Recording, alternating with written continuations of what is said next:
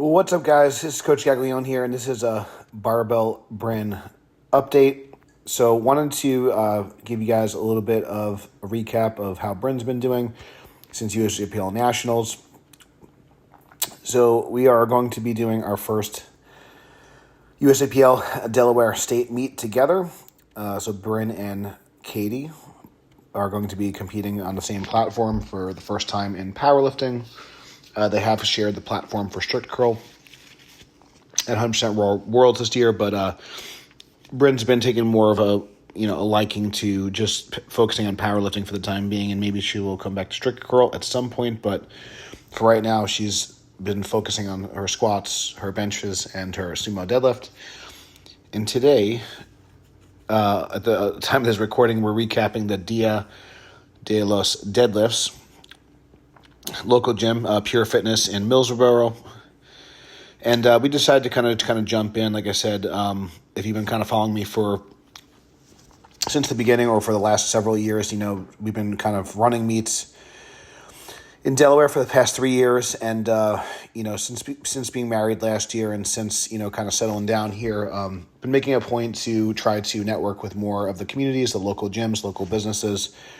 And it's just cool to see more and more strength events, powerlifting events, and just community events in general, just be in the area, because that was certainly not the case a few years ago when I first started to kind of inquire about kind of getting some events going. So this was cool. There was actually a bunch of youth lifters, which you'll see, some in the background, some in the video, and a lot of varying ability levels from newbies to people that have actually kind of done sanctioned meets before.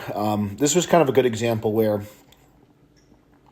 sometimes at some of these kind of charity events, especially kind of if you're dealing with a youth lifter, sometimes you don't really know what's going to be available. But I made sure to kind of speak with the staff ahead of time, and we knew there were going to be lighter bars and plates and stuff like that. So I did pack a few things, did pack some collars and stuff like that, just kind of the normal stuff. But I do kind of advise, if you are someone that is kind of training with the youth athlete, it's good to kind of have good communication with the meet directors, because they don't always have the proper equipment.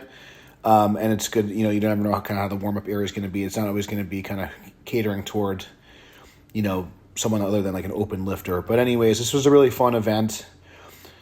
We decided to kind of just use this as her workout. So she was going to be doing some heavy singles anyway. So she opened with 105 pounds.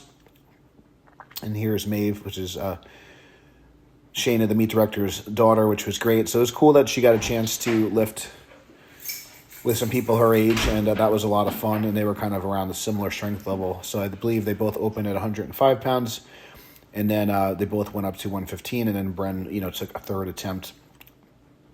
So with the kilos, I think it ended up kind of tying her PR, but as you can kind of see here, since they were kind of using, when we switched over to the kilos, using the just normal kind of yellow plates, the 15 kilo plates. They're a little bit smaller in diameter as compared to, your 20 kilo, 25 kilo plates.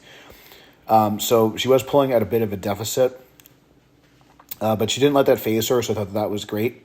I was probably more concerned than she was.